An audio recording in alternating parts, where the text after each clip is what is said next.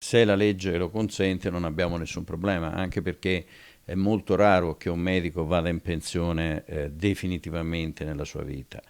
Il fatto è che secondo me bisogna analizzare meglio le situazioni.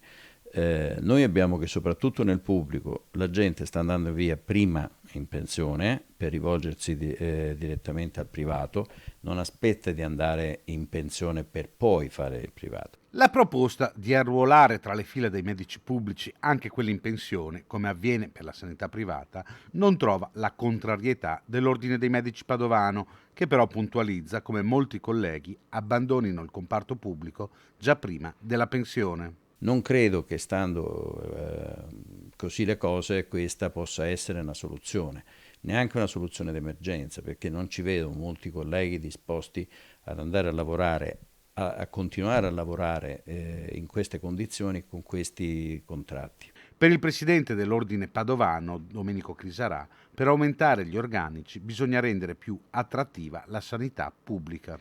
Prospettive vere di carriera, prospettive di abbassamento dei carichi burocratici e anche soddisfazione economica. In questo momento nel lavoro pubblico non c'è né soddisfazione di carriera né soddisfazione economica su carichi di lavoro che diventano sempre più importanti.